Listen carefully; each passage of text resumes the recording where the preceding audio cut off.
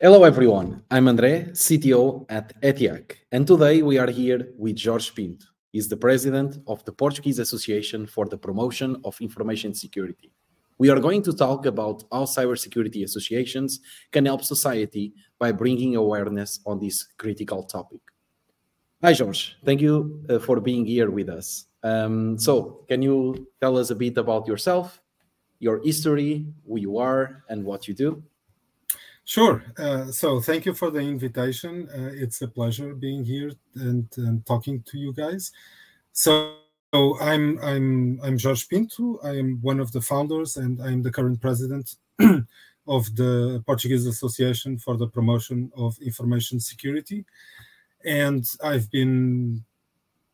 about myself, I've been working in security since 1990 something.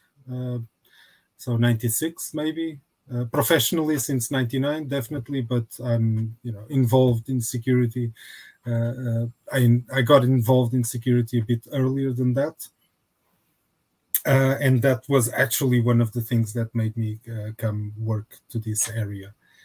And yeah, I've been working since then. I've never done anything else. I'm just one trick person, One of the highlights of my career was definitely being part of the group of founders of the association, and now, until now, the president that is supporting and defining the strategies for the association. Awesome.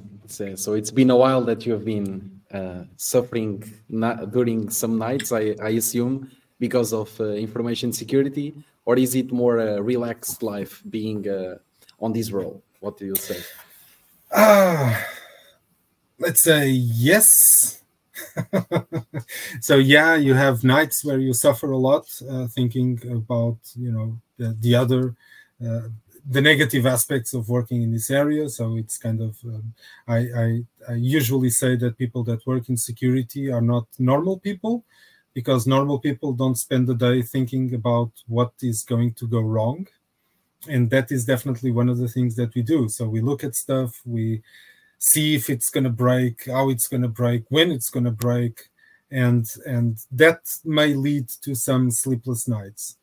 On the other hand, it's a very rewarding work, because when you see things actually working, when you see people understanding why security is important for the company, for their work, for the business, at home, and now connecting also a little bit with the topic of the association. And when you see that, it's really rewarding, understanding, seeing people understand why this is an important topic, why they should be aware, and then everything kind of flows and clicks in place, because as soon as people understand why this is a topic, then the technical stuff is going to happen after that. So it has a bit of both sides. Yeah, that's for sure. Yeah, I can imagine. For those who might be new to the concept, we have this association in Portugal, but I'm not sure even about other countries. But could you briefly explain what information security associations usually do and how they contribute to digital society security? Yeah, sure. So basically, the associations play a very important role in promoting cybersecurity and information security practices, knowledge, standards. And you see that usually the people that are part of the associations, of these kind of associations, are professionals, experts, organizations that work in this area. And even sometimes you see, in some cases, you see government agencies also being part of these associations. And there are many ways that an association like this, like us, can do good. And for example, we have education and training. And you guys were there at B-Sides Lisbon. That is kind of one of the pillars of the work that the association does every year. So B-Sides Lisbon is a conference. It's organized by the community for the community, and it provides information, it provides knowledge, it provides a networking space where people can stay and learn about what is happening in the world, other views on the same topics. So facilitating knowledge, that is definitely one of the pillars of an association. Another one that is also celebrating 10 years on this year is called I Am the Cavalry. We had the founder at B-Sides also, and in the US they contributed a lot to define standards, define best practices, and even change the law to make sure that some of the topics that are a crucial part of cybersecurity and safety of people in the intersection of cybersecurity and people safety were taken into account and were made law. So they had, in 10 years, they had an enormous weight in decision making in the US. So that is also something where associations can support. Another topic, for example, the Portuguese Association, our association, is part of a bigger one, coalition, as they call it. It's the Global Encryption Coalition. And so policy, advocacy, it's also part of what an association can do to bring these topics to the fore and to make people more aware of what are the risks that they are exposed to. So, for example, we work we promote encryption awareness so that people understand that why is encryption important for their lives, where does encryption has a key role in protecting the way of life, for example, for journalists, for some minority groups, for some specific groups like, I don't know, digital human rights advocates, even defending some groups regarding sexual choices. For example, we are in Portugal, so Portugal is a good country, mostly is a good country, but there are countries. Yeah, it is. And there are countries that are not so open or not so available for differences of opinion, for example. So this is also a spot where associations have a key role. Of course, also research and innovation. So, for example, in our association, we also have, and it's going to be after this, while we record, after this recording, we are going to have the ceremony of the award, a merit award that the association supports every year for the best master thesis in topics related with information security. So also research and innovation, we try to support there.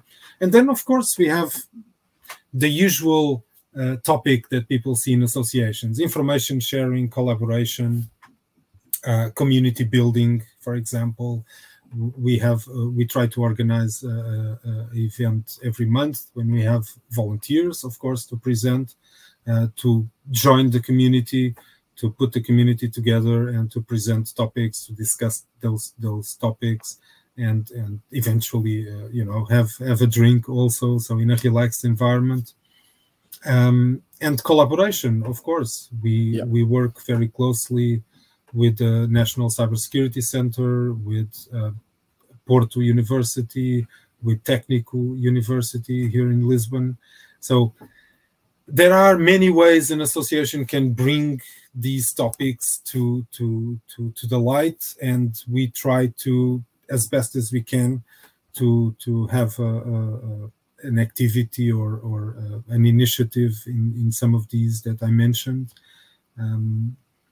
Essentially, our work in the association is to ultimately bring public awareness. Yep. So everything that can contribute to that, campaigns, articles, this kind of podcasts, and thank you again, it's our pleasure. important. Yeah, and so basically we try to contribute to the security of society, and of course building a more resilient society. You know, if people understand and people if people know what are the risks and what are they exposed to, then they can make better and informed decisions. So that is ultimately our goal. Yeah, and I must say, this question was more to introduce what you guys do. I'm fortunate to know the work that you guys do, because you are actually changing the security landscape and community here in Portugal. I can recall the first time I heard about the association was at my first Besides Lisbon. I didn't know anyone in the scene in Portugal. And I went to Besides Lisbon in 2015 and started knowing a lot of people in the scene, a lot of ethical hackers from Portugal. So yeah, thank you so much for what you guys are doing for Portugal. And also we are, of course, like you were saying, in this boat together, regardless of our organizations and so on. Only by sharing the knowledge, we will be able to have a chance at actually having such a society where we can all live in with the correct balance between freedom and security, obviously. So thank you so much. And talking about ethical hackers, I wanted to ask you as well, do you think that the collaboration between associations, information security associations, and ethical hackers could benefit everyday people and organizations? No, I think they could greatly benefit everyday people and organizations, especially at this moment in 2023, we are talking about a landscape where we need hundreds of thousands of information security professionals. And this is not me saying, it's other associations, other entities, organizations mentioning this. So there is a lack of information security professionals. Society is every day is becoming more and more rooted in the digital world, in the cyberspace. So we have banks, we have social media, we have our phones now, we have calls using the internet. It's really hard to understand or to notice where the physical blends with the digital. And this is where definitely ethical hackers come into the fore. So the collaboration between the associations like us, hackers, and also governmental entities can definitely benefit everyday people. How? Enhancing, on one hand, enhancing cybersecurity awareness. So because we bring the people that actually know what's happening and know what they're doing, we bring them and we open their knowledge to the society, but also, of course, doing their work, identifying vulnerabilities, identifying what can be done to correct those vulnerabilities, and bringing them also sometimes to the fore, to the companies that don't know that they have those vulnerabilities and need to patch them, need to correct them. And all this helps to improve the security posture, not only of the systems, but also in the society, because again, sharing knowledge, collaborating are the key elements of having a more resilient, more safe, more secure society. And definitely ethical hackers can bring that. And I can remember one of the keynotes in Besides Lisbon, Adrian was presenting the Cyber Peace Institute, that is kind of an association of hackers for good. So they try to find and connect hackers and cybersecurity professionals with non-profit organizations to improve the security posture of these organizations and protect them even more. Because again, non-profit, right? So there's always the need for money to do something, and here volunteering is definitely the goal of the Cyber Peace Institute, to make sure that these organizations are more protected, more well protected, with people who actually know what they're doing. So yes, definitely ethical hackers have a role, and the collaboration between associations and other entities with ethical hackers is very important. Yeah, and you were also saying, and I have this feeling that we have all these layers in information security, from higher level and lower level, or the technical side of things, and I think that we need both the technical people to understand high-level decisions, and also the high-level people to understand what's actually going on. And I think it's very important, especially these days where the gap between technology and security is increasing every day. And also, you were talking about money in terms of the associations. Besides money, what do you think would be the major challenges that you face as an association, and how do you mitigate, or have you mitigated such challenges? Major challenges. I don't know. So, in regards to cybersecurity and information security, we have associations have the same challenges as companies. So we have a really fast evolving nature of cyber threats. So the 10 years ago was not the same landscape that was 20 years ago, and every year there is something new. So we also need to understand what's happening, and as an organization that has the goal of enriching knowledge in the society, we have to understand it first, and we have to make sure that we have educational materials, training programs up to date, that we pass the correct information to people, because again, they will listen to us, they will read what we write, so it's very important that the information is correct. And also, there is the topic of the complexity of the issues. So it's a challenge to not only to keep the pace with the evolving threats, but also understand the complexity and break down that complexity in a way that non-technical people can actually understand what we are trying to say. So when we talk about, I don't know, one example, we talk about multi-factor authentication. So everyone that works in this area understands what is multi-factor authentication. If you go and talk about multi-factor authentication in a school, for example, you will have a lot of faces looking at you with that vacant eyes. Okay, what is this guy talking about? So you need to adapt the speech to the listener in a school, in a company, if there are technical people or not. For example, one of the things we are working now is a presentation for senior universities. So where you find people with more than 65 years old. So we cannot go there and say, oh, you need to implement multi-factor authentication and you need an app for that. So this is a challenge to make sure that the language is adapted and focused, and that we understand what's happening.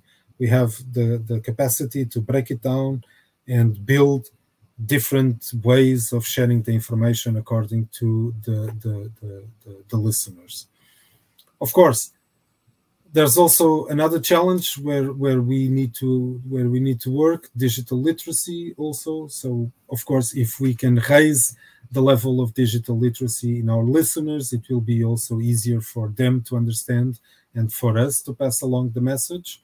And how can we cope with this? So it's our everyday job, basically. So we need to make sure that we can create and dynamic content, and that we share content in a way that it's focused to a certain audience, meaning tailoring the message for different audiences, and of course, again, collaboration with, for example, with the companies that support us, with the government, with the governmental entities, with schools, with universities, and of course, volunteering is also a big part of what we do. So what we do with the volunteer work of our associates. So of course, if more people volunteer, then we are able to create more content. We are able to have more initiatives, and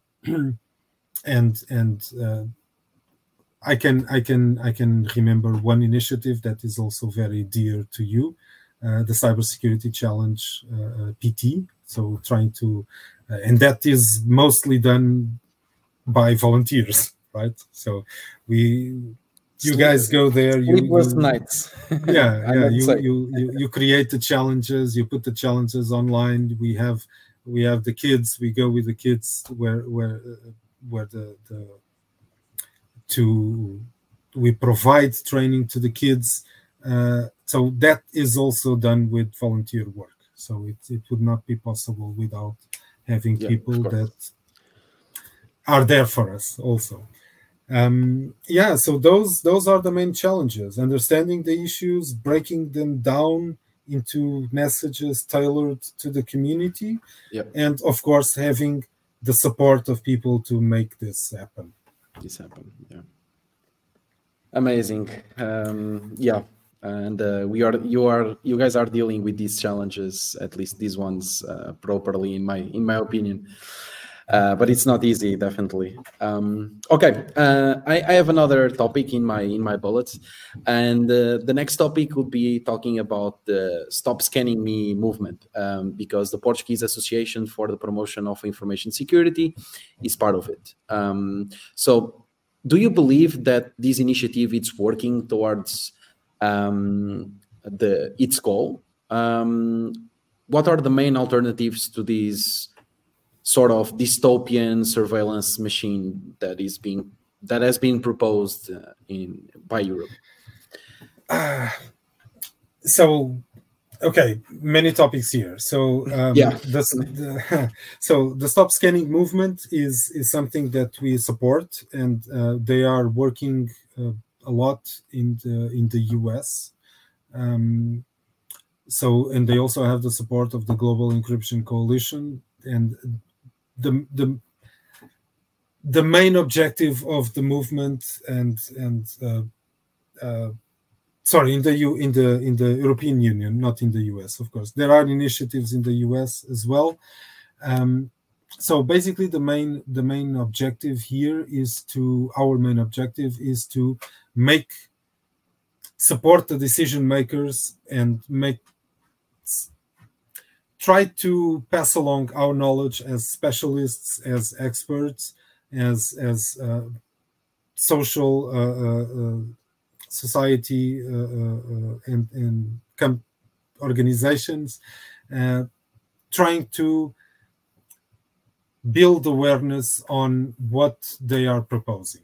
So essentially, we believe that all the proposals are done with the best intentions, and in this case, we are talking about the European Union regulation to fight the online sexual abuse material, proliferation of this material. So in one sentence, the regulation gained, in one word, the regulation gained the name of chat control.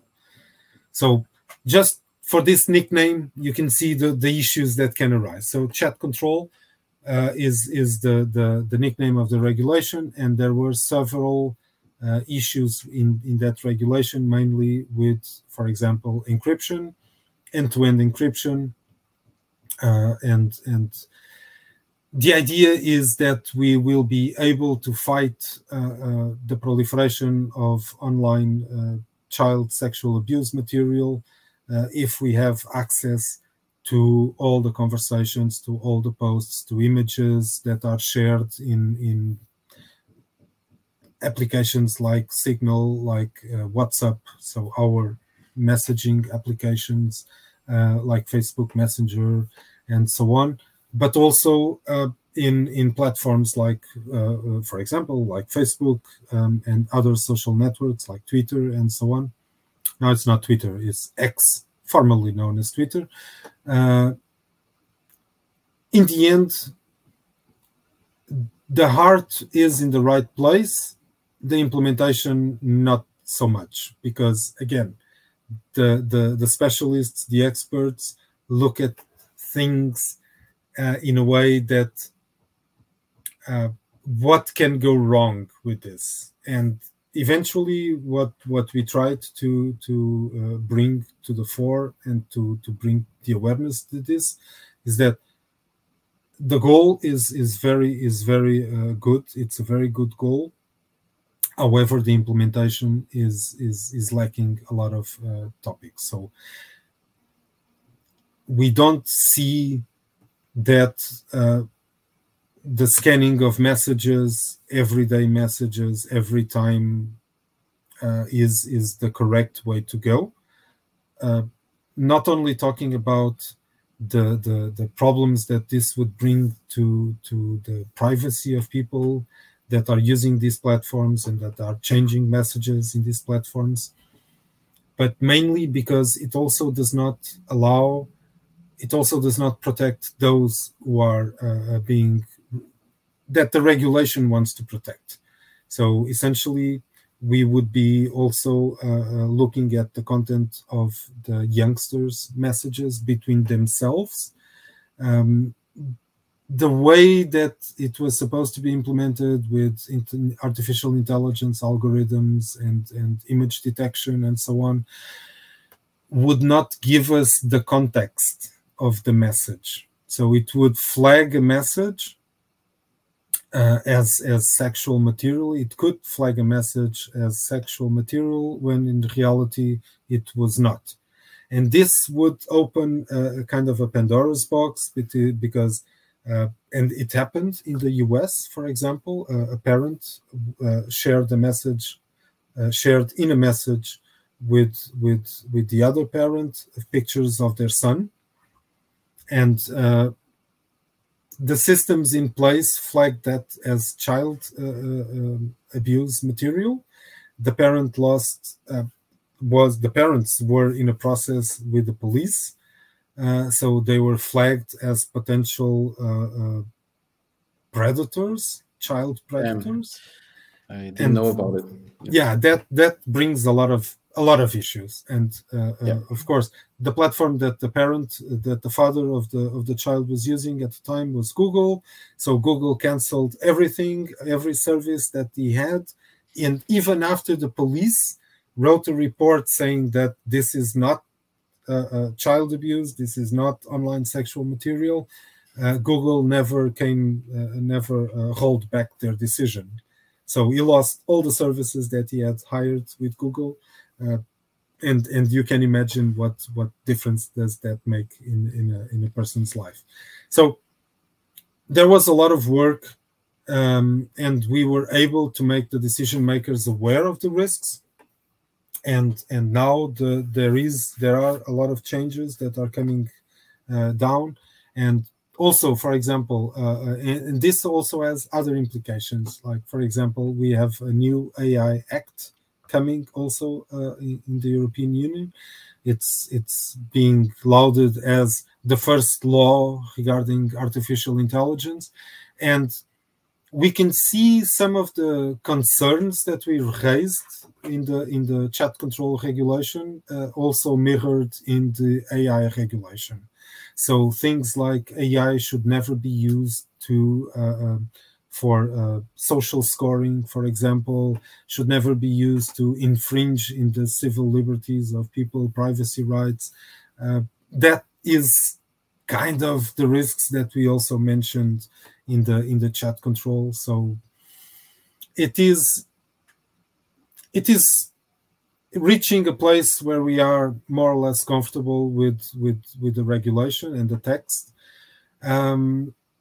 However, we also need to make sure that the police and that the police that works in investigating crimes have the needed tools to work, of course. So we don't want to make there needs to be a balance, and this kind of balance is we don't know what it is yet. So there aren't any tools that can be the silver bullet for this topic. We cannot look at encrypted content without actually breaking the encryption. So I think the alternative to the dystopian surveillance machine is definitely, again, collaboration. So the politicians, the decision makers need to collaborate with the experts. And also here is one of the topics where we see the need for research. So definitely there is a lot of space for research here to understand what can be done in this specific area that can allow, for example, police to do their work while still protecting privacy rights and of innocent people. Because that was actually one of the issues, is that everyone is guilty until proven the contrary. So we are going to scan everything everywhere at the same time. So this is not definitely a democratic practice. Yeah, it's going towards the opposite way, of course, and the decision makers need to think, in my opinion, as well. If you want to stay as Europe in the free world, or if you want to turn into a totalitarian super state or something like that, because this is such a tool that would break encryption for all the people, right? So we need to find the balance that you are mentioning, and this is what's being proposed. It's not a balance at all. I 100% agree with you. Yeah. And again, it's also the problem of what comes in the future. So for now, we can look at our governments and say, okay, I can trust this government, I can trust that person. You know, he's the one that is going to, or they are the ones that are going to be in charge of this. You know, this person and that person, they are very trustworthy. However, we need to think also what is going to come after. You know, in 10, 15 years, is the government going to change? Are the people in charge going to change? Can the systems be perverted and be used for other things other than the ones that were the initial objective? And these are topics that we try to bring to the table and you know, make them a little bit more aware of this, because again, as experts, that is also our responsibility. Yeah, 100%. And for those that are listening and don't know much about this topic, and if you agree with us and you want to support this initiative, you can go to stopscanningme.eu and sign the petition. Okay. Moving on. You were also talking about AI. I also had another topic about AI here in my guide, but I also wanted to ask you something first. How do you think that individuals and organizations can actively support the efforts of information security associations in spreading awareness about cybersecurity threats? For example, are there any measures or practices that both individuals and organizations should implement? Well, both individuals and organizations can support the associations most of the time by being there. So, coming to the events, providing feedback, the networking, engaging, of course, and ultimately, while engaging, people will also gain, insights, because there will be networking, there will be knowledge exchange also. So I would say that is one of the ways that people can support is being there in the initiatives that the favorite associations or the associations where they belong that they support are organizing. Of course, becoming a member and volunteering are also two ways to support. Of course, they are very powerful ways because, again, money. So it also helps, even if it's a little bit. If we have a lot of supporters, then it becomes something that can be used. And for example, the award prize was something that we had in mind for a long time, but we couldn't have the financial capacity to do it. But as the association started growing, and it became possible to do that. So now we give back to the community by, of course, that we give back to the community that supported us all the years that we needed to have some stability and capacity to do that. Of course, membership does not only support the financial side, but also allows the individuals to actively contribute. So in volunteering, again, so I was talking about the program that we are building for senior universities. That is a group of volunteers that is doing that. B-Sides is organized by a group of volunteers, and the Merit Prize Award, the jury is completely a group of volunteers. So ultimately, membership and volunteering kind of make the commitment more solid, and they also foster the collaborative environment that I've been talking about for the last half an hour. Yeah, and me as a member, I definitely agree that all the information security professionals out there, ethical hackers, it's really worth to help this association on these initiatives and be a voice as well on shaping the future of information security in Portugal. All right, we still have some time. So how do you see the internet in 5 years? What do you think it's going to happen? How do you see the role of AI in cybersecurity in the next 5 years? If you had to predict like what's going to happen, what would you say? I mean, in general, to the world.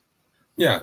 So AI is definitely a very interesting topic. We have no idea what's going to happen in the next 5 years. It's kind of fun, creepy, scary, and exciting at the same moment, at the same time. So since last year, since ChatGPT made its debut, like everyone was in the first few months of the year, everyone was screaming, "My God, the machines are coming." Because now we have a machine that answers. Yeah, now we have a machine that talks to us, and we can have a conversation with it. and most of the time, it makes sense, like a person. Also, not everyone makes sense all the time, but that it was very interesting to see the how that specific element brought the artificial intelligence topic to every news station in the world, newspaper. Every magazine had an article and still have articles on the topic. Why? Because people started looking what is artificial intelligence, which is actually something that is being developed since the 1960s. And we are already using it in a 1,000 ways. So when we use these watches to monitor our activity when we get in the steering wheel of a Tesla, for example, and other cars, other brands. Even in war, artificial intelligence is being used to identify targets, to identify possible targets, possible casualties. So artificial intelligence is the technology, and it's there, and it needs to be like any other technology, needs to be understood, needs to be used for good, again.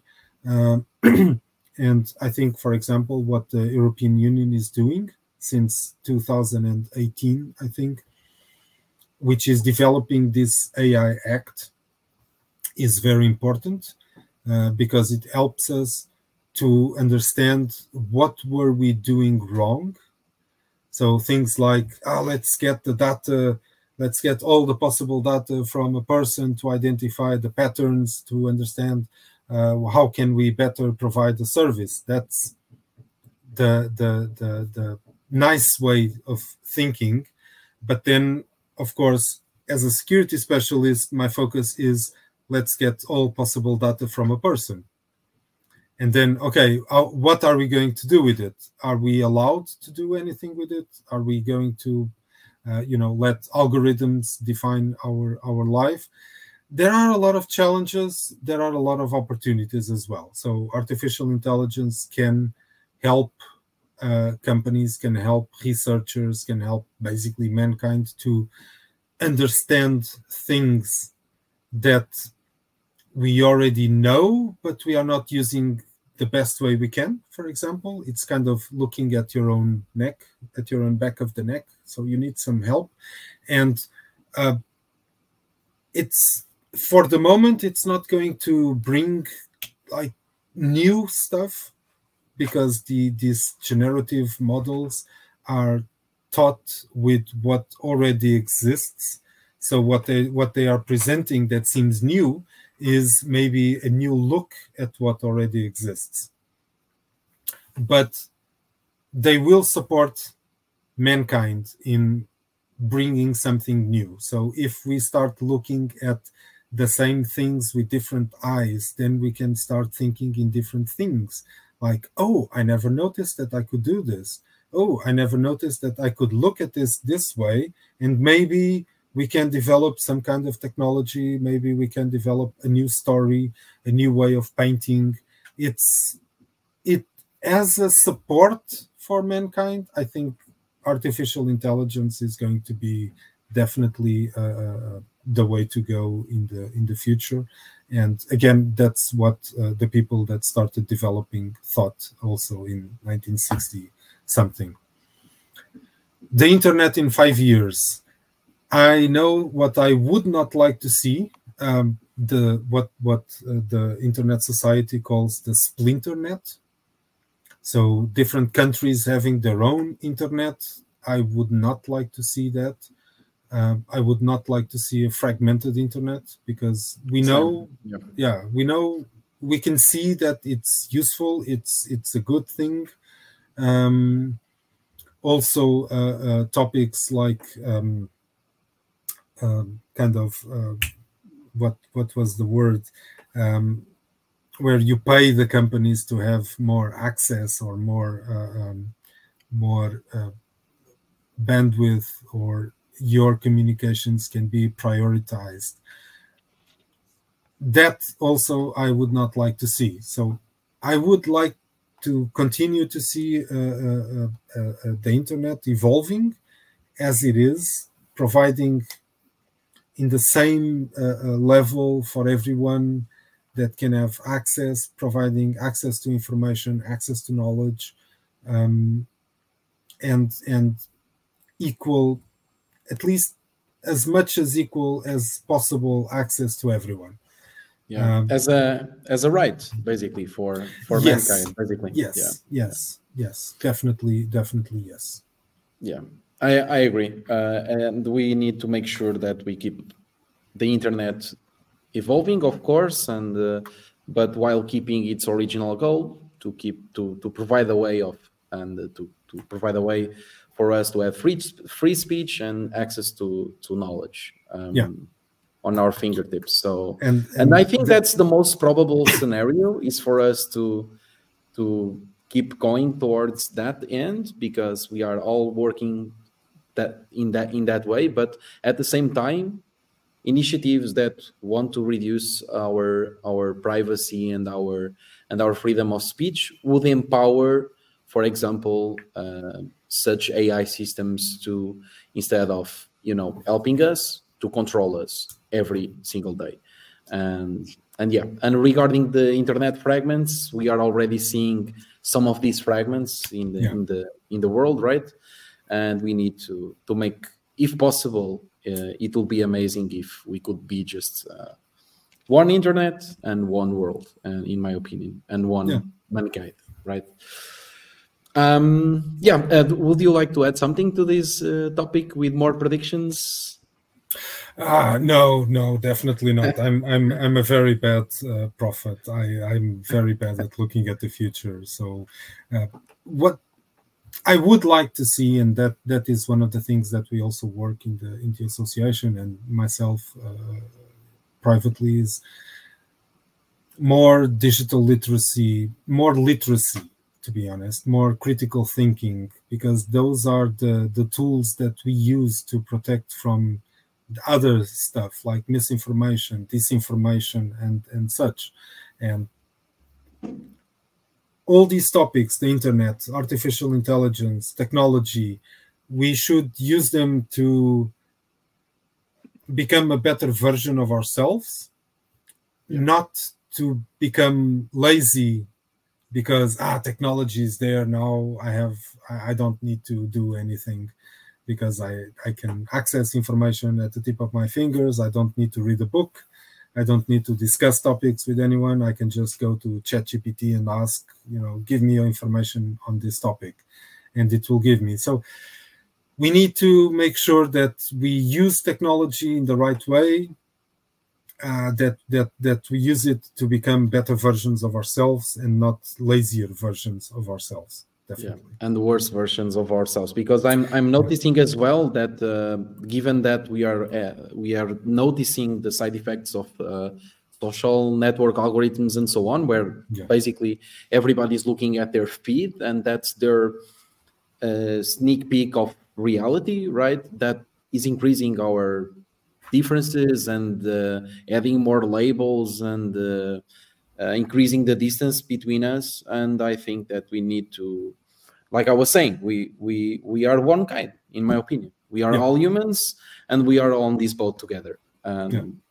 So definitely, that's what I hope for the next years, and for us to solve these problems. Yeah. Again, as security professionals, as hackers, and I remember when the internet started.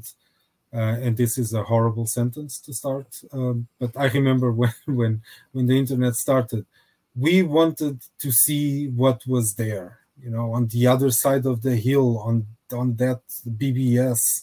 Oh, there is a BBS about, I don't know, any topic. Now, everyone can access whatever they want at any time. So we need to be sure that we are not creating bubbles, like you were saying, with the social networking algorithms and so on. So we need to make sure that we understand the bubble concept, and we are able to look outside the bubble. Exactly, and understand the point of views of other people. Exactly. And accept them. Exactly. Yeah. All right. So just two final questions to wrap up. Short answers. If you need to say, like, what is the one cybersecurity practice that an organization these days should never skip? First thing that comes to your head, your mind. Okay, so we need to make sure that cybersecurity starts at the top. At the top. You mean like the administration level? Executives and management. Again, cybersecurity is not only a technical problem, it's also an understanding problem. So if executives and top management understand what's happening, then they will be able to provide resources, they will be able to make decisions, and everything will flow a little bit better or easier. If not, it's completely the other way around. So best cybersecurity practice organizations can do, make sure that your executives and top-level management understand the issue. Yeah, I definitely agree, because I keep seeing people that are afraid of, for example, us reporting their vulnerabilities, because the executives or the administrators would be saying, oh, you're doing a bad job because we have vulnerabilities. That needs to change, basically. Definitely. So I agree. Yeah, that's a very, very good advice. Okay, one last question. What should be the next steps to improve the cybersecurity or hacking community in Portugal? Okay, so I'm going to go back to what we were talking about: education and training, collaboration, outreach. So making sure that we are reaching the people and in the society. We need more research and innovation. So we need people to start doing research in these areas, in Portugal, definitely, in the world, for sure. Policy, advocacy. So again, bringing the topics, how can cybersecurity affect everyday lives? So I would say these are the next steps to improve the community. So making sure that there is a community, so that we are training people in these areas, that we are learning, that we want people learning in these areas, and researching and collaborating, and making sure that the other non-technical or people that are not in these areas are aware of the risks. So we need to communicate that. And again, I think that is a topic where ethical hackers are crucial. So we need people that have ethical values, that have the technological know-how, and we need these people to make sure that more people are brought to this area, that more information flows, that more collaboration exists. And just to give you a small example, since 2019, the association has been working with the National Cybersecurity Center to make sure that we change the law to ensure researchers and ethical hackers, that so people working on the right side of the law, have protection when they find something, and they want to communicate that something to a company, to an organization, to a manufacturer. They need that kind of protection. So we are still working on that. Well, stability in government has not been very helpful, but we already have a very strong commitment in the law for this to be true in the next, hopefully, in the next few months, or in the next government, basically. Yeah. All right, Jorge, thank you so much. Very, very nice and insights into information security associations, the future as well. Thank you so much. So yeah, together we can build a resilient and secure digital world to empower a free society. That's our hope for the future here. So, Jorge, thank you so much for sharing your knowledge, your expertise, and inspiring more individuals and more organizations to join information security associations. Thank you so much.